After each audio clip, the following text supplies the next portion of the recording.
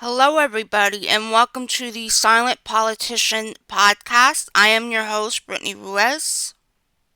In the second episode of the Silent Politician, I want to talk about the U.S. fertility rates that are now below the rate for the population stability. The rates have been lowering and never really fully recovered since 2007. When you look at the year 2007, I know that I think that that is actually quite a long time because that's almost 2 decades. And it's quite staggering to know that the country is not producing enough children to sustain the growing elderly population. At some point in the future, the numbers for the elderly population is expected to outnumber those under the age of 18. You look at those statistics showing that the elderly population will outnumber those individuals under 18, you might think that the only solution is for, yes, more women to have children, and for that to happen, we might need our government to intervene. Well, I will tell you that the government has already thought of some ideas to help with this issue, in particular, such as baby bonuses. The baby bonuses that I'm talking about are what Trump has actually been talking about for a while, and they're actually included in the new Big Beautiful Bill, which basically states that any new child that is born between January 1st, 2025 and December 31st, 2028, the parent will receive $1,000. I have also heard about the possibility of making hospital births free, but I would just like to point out that yes, this should be an automatic right for every citizen in the US to be able to have access to free healthcare. But we are one of the only advanced countries on earth to not have some type of universal healthcare system.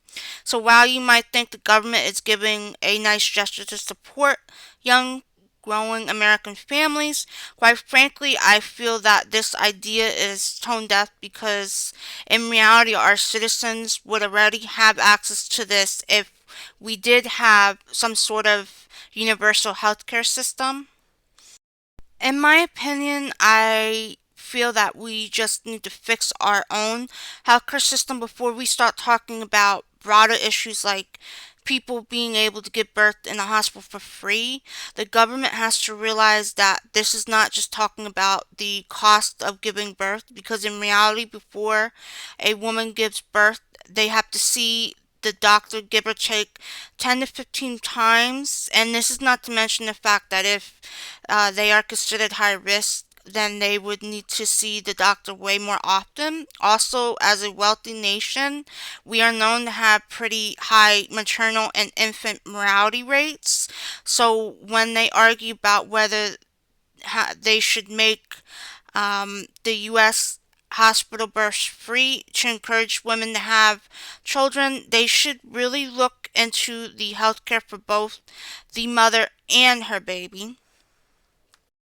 This actually brings me to another topic of discussion, which is women's reproductive rights, as the high maternal rates in the US constitutes women's overall health care, as now women who live in states with abortion bans are twice as likely to die during pregnancy, childbirth, and postpartum compared to those who live in states where abortion is still legal and accessible ever since Roe versus Wade was overturned. At the end of the day, women's reproductive rights should be protected, and the government is making it harder for pregnant women to have access to quality care. And if it's much harder for a pregnant woman in America, why is the government not fixing this issue first before talking about something like a little money received after you have the baby? Not to mention the fact that children need to have some sort of stability, and young Americans, it's hard enough for them to make it on their own, because they don't have stability at all in reality. And so when you go talk about how they should be having more children, if they can't live on their own, they can't be financially responsible for another human being.